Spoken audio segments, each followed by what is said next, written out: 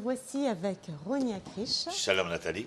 Historien, philosophe, à nouveau au Kikar HaMuzika, au Kinor, à Jérusalem, pour commenter cette fois la Parashat Ekev, qui est donc le début, non plutôt le milieu ou même la fin du livre d'Isaïe, puisqu'il s'agit du chapitre 49, où on voit que Dieu cherche à réconforter son peuple, plus à le charger cette fois, comme dans d'autres Haftarot qu'on avait vus, mais à le réconforter. Alors, quelle est la situation d'Israël pour que Dieu en vienne à vouloir le réconforter? Est-elle à ce point catastrophique?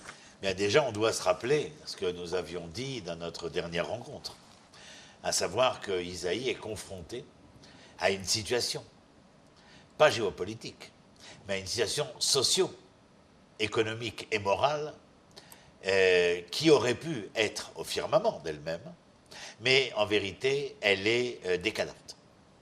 En conséquence de quoi, nous avions dit que le reproche de Isaïe se tourne essentiellement vers les individus, contrairement à Yirmiyahu qui attaque les pouvoirs en place. Donc la situation est celle-ci. Nous sommes au chapitre 49. Il manque encore à peu près une bonne dizaine, 11 chapitres. Mais ici, il y a l'interrogation d'Israël conséquente à son sentiment. Oui, et c'est une interrogation très dure. Le sentiment d'être abandonné. L'Éternel m'a abandonné. Dieu m'a oublié. Alors, l'Éternel peut-il oublier son peuple? Alors, l'Éternel ne peut pas oublier, et d'ailleurs, nombre de métaphores seront écrites à ce propos dans le texte tanachique. Le berger, le mari, dans Shirachirim, l'amant, mais jamais celui qui recèle en son sein un temps soit peu d'amour, d'affection, ne peut être celui qui s'abandonnera à l'oubli le plus total. Et nombre de fois, ces métaphores vont venir servir justement au fait qu'il est impossible que la mère, par exemple, oublie son enfant. Oui, parce que là, c'est la métaphore qu'on a effectivement. Une mère peut-elle oublier son nourrisson? Ainsi, Isaïe cherche à réconforter le peuple qui se sent complètement délaissé et oublié. C'est ce qu'il dit au peuple, parce que le peuple en vient, suite, bien entendu, aux événements dramatiques qui vont se dérouler. Je vous rappelle que Sancheriv, le général représentant le pouvoir, l'empire assyrien, va mettre le siège devant Jérusalem.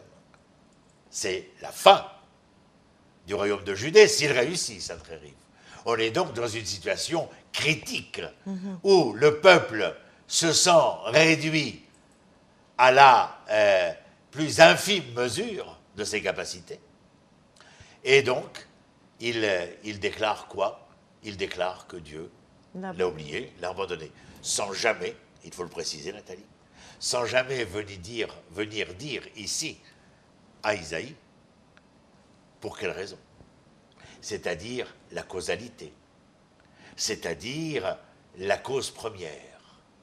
Il y a eu une cause première, il y a eu des signes avant-coureurs, oui, on l'a vu dans le livre mais en aucun cas, au moment où le drame se joue, les enfants d'Israël, comme nous d'ailleurs, les hommes, les êtres humains, les hommes avec un grand H, hommes et femmes, eh bien, nous en venons à tout de suite analyser les tenants, les causes premières, mais simplement de se réduire à l'analyse que nous affirmons être objective, mais qui n'est que subjective, de la réalité présente, sans aucune affinité relationnelle avec le passé qui fut le nôtre. Alors là, au moment où le peuple est complètement découragé, il arrive avec de l'espoir, Dieu arrive avec de l'espoir, et un espoir qui semble peut-être même disproportionné. Fini tes ruines et tes dévastations, fini les démolitions sur la terre. Tout semble changer. Alors comment le peuple peut-il faire confiance? Il y a aussi la question de la confiance. Il est dit plus loin que même le captif d'un puissant guerrier peut être libéré. Même le butin d'un tyran peut être récupéré. Bien, Nathalie, il insiste sur la confiance. Okay. Il faut remettre les choses en contexte, mais nous avons connu, si ce n'est pas nous, nos parents en tout cas, des périodes que l'on peut mettre en parallèle. Je veux pour exemple lesquelles. Il est bien évident que lorsque les gouvernements, y compris le gouvernement d'Israël, au moment d'une situation dramatique comme celle par exemple du 6 octobre 1973, où la situation d'Israël n'est pas au mieux, si ce n'est de dire qu'elle est au plus mal. Et nous entendrons les autorités politiques et militaires vouloir déclarer la victoire certaine, malgré que la situation ne le soit pas. Mais vous pouvez très bien vous reporter il y a 75 ans, plus que 75 ans, 78 ans. En 1940, en juin 40, lorsque le général de Gaulle, seul, derrière un micro à la BBC, déclare à la France, vaincue et occupée, que nous avons perdu une bataille, mais que nous n'avons pas perdu la guerre.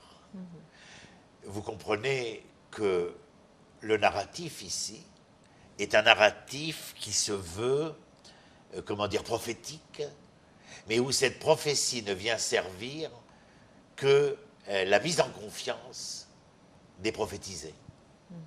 Parce que si ceux-là même qui se trouvent dans la situation dramatique qui est la leur ne prennent pas conscience de la nécessaire confiance, il y a très peu de chances pour qu'ils puissent retrouver ce lien affectif avec la mère, le berger, avec Dieu. Alors, comment... Une autre expression qui est quand même curieuse, ce peuple est donc au plus mal, et ce qu'on lui dit, c'est « des rois seront leurs précepteurs, des princesses leurs nourrices. 2 fois à terre, ils se prosterneront devant toi et lâcheront la poussière de tes pieds. Alors tu reconnaîtras que je suis l'Éternel et que ceux qui ont confiance en moi ne sont jamais déçus. » Alors là, il leur présente une situation totalement inverse de la situation. Nous avons vécu... Comment le peuple peut-il, Nathalie, à ce moment-là, le croire? Nous avons vécu, il y a quelque temps, un symptôme équivalent. Lorsque l'on disait à un Israélien moyen que le monde représenté par les États-Unis, par exemple, reconnaîtrait Jérusalem comme capitale, qu'on amènerait l'ambassade des États-Unis dans Jérusalem. Vous vous rappelez, Nathalie?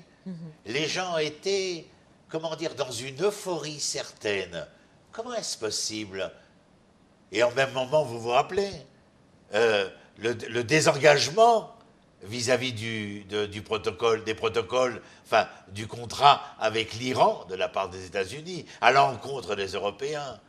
Et puis le fait qu'Israël réagisse de manière vindicative, affirmative, souveraine et indépendante. Et puis, le pompon, on peut le dire, le pompon. L'État Barzilai qui gagne à l'Eurovision. Alors vous vous rendez compte, il y avait là... Alors si on était venu vous mettre dans un même package l'ensemble de ces annonciations-là, et vous dire, vous savez, dans 6 mois, dans 1 an, dans 5 ans, voilà ce qui arrivera en Israël. Vous auriez dit, vous êtes un utopiste, vous êtes un rêveur, mon brave. Mais le fait est que lorsque nous sommes entendants de tels propos, cela redonne une certaine confiance. Pourquoi est-il écrit dans le texte hébraïque, Nathalie, Vayashkem Avram Baboker? Il s'est levé de bon matin. Vayashkem, c'est pas simplement il s'est levé, on aurait pu dire Vayakom, Vayitorer. Vayashkem, la racine du verbe Leashkim, c'est Shrem. C'est une épaule. À quoi sert l'épaule? L'épaule sert à épauler, comme le verbe en français. C'est-à-dire que lorsque Abraham se lève de bonne heure le matin, Vayashkem Abraham, c'est qu'il est lui, celui qui a suffisamment de confiance pour être celui qui éveille le soleil qui fait qu'il devient le sujet, l'acteur de son histoire et non pas le spectateur ou l'objet de son histoire. Il y a là une philosophie absolument importante qui fait que nous avons besoin d'épauler Israël, de redonner confiance à Israël. Je vous rappelle que le mot Emouna en hébreu, Nathalie, la racine c'est Amen, Aleph Memnoun, Amin, Neheman, et nos sages disent même Emet, confiant, fidèle et vrai. La confiance, la fidélité, la vérité, elle vient parce qu'il y avait véritablement le fait que nous sommes intimement persuadés, en notre âme et conscience, que les lendemains seront meilleurs. Mais celui qui doit nous donner confiance, c'est celui qui est à notre tête, spirituelle ou physique. Oui, effectivement. Et il n'y va pas doucement parce qu'il ne promet pas des lendemains légèrement meilleurs, mais un retournement total de la situation. Alors là, ça pose aussi la question de l'identité du peuple, parce que certains vont se dire, moi je ne verrai pas ce jour, mais peut-être que mes enfants le verront. Alors est-ce que l'individu hébreu est-il seulement un individu dans sa petite incarnation temporaire, ou est-ce que c'est l'individu au fil des générations ? Parce que des promesses sont faites, mais elles sont faites à d'autres qui les verront à ma place. Il y a un midrash qui vient nous raconter ce général romain qui passe à côté d'un paysan hébreu, et ce paysan est en train de planter un caroubier. Alors le général lui dit « Idiot que tu es paysan, ne sais-tu pas que jamais tu ne pourras jouir des fruits de cet arbre ?»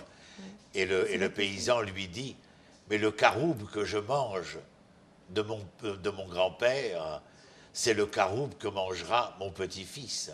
C'est parce qu'il y a cette lignée, cette engeance pérenne, perpétuelle, que nous sommes si particuliers, mais pas seulement chez les Hébreux, chez l'être humain de manière générale. Comment se fait-il que les hommes, au vu et au su des événements dramatiques dont nous sommes concomitants, contingents, eh bien, continuent à faire des enfants, à faire en sorte, sans le savoir véritablement, quel sera le devenir de ces enfants, mais parce qu'il y a en notre sein ce que Bergson appelait l'élan vital. L'élan vital, cette fleur, Nathalie, que vous avez remarquée au milieu de la chaussée, sortant de n'importe où, qui, malgré le bitume, aspire à trouver son oxygène pour donner les plus beaux de ses pétales. C'est magnifique, là. C'est de la poésie que tu nous as fait. Mais concrètement, comment fait-on pour garder confiance ? Concrètement, faut-il effectuer des mitzvot ? Faut-il essayer de rester dans un chemin d'équité, de défendre la veuve, l'orphelin ? Parce que là encore, on a Dieu qui nous fait une promesse.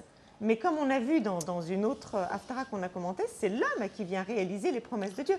Donc en fait, quand Dieu vient lui dire les princes et les princesses lècheront la poussière de tes pieds, l'homme, l'hébreu se dit mais il va falloir que moi je fasse ce qu'il faut. En fait, il me promet quelque chose, mais il est surtout en train de me demander à moi maintenant de me sortir de ma situation. Nous avons à la fin du texte toranique, pas c'est-à-dire le dernier des 5 livres, où on donne Binu shnot dor vador, shalet avicha veyagidecha ziknecha veyomrecha, c'est-à-dire Mazé, Binu shnot dor vador. Soyez attentifs à l'histoire. Soyez de ceux qui entendent l'histoire, qui essaient de comprendre l'histoire. Soyez de ceux qui ne peuvent avoir confiance dans ces lendemains que parce qu'ils sont ceux qui entendent au mieux, qui comprennent au mieux. Je n'ai pas voulu faire un monde de robots. Je n'ai jamais voulu un monde de marionnettes. J'ai fait un homme qui était un corps, oui, mais un corps afin de recevoir une âme, un corps avec la présence d'esprit de ce que le monde était en train de vivre, et l'orientation du monde n'était qu'entre les mains de l'homme chez qui Dieu avait déposé la possibilité, par sa normativité, sa conscience d'être, la justice, le droit qui vibrerait en lui, eh bien de donner une orientation comme telle ou comme telle à ce devenir du monde. Yeshayahu, après avoir vitipuré et vilipendé les enfants d'Israël, leur donne confiance, leur demande fidélité pour être sûr qu'ils soient capables de découvrir la vérité dans leur réalité. Merci beaucoup, Rony, pour Merci, cette Nathalie. Haftara qui donc nous demande d'être responsable aussi en tant qu'être humain. Et à bientôt, Kikar à Musica. Salam. Shalom.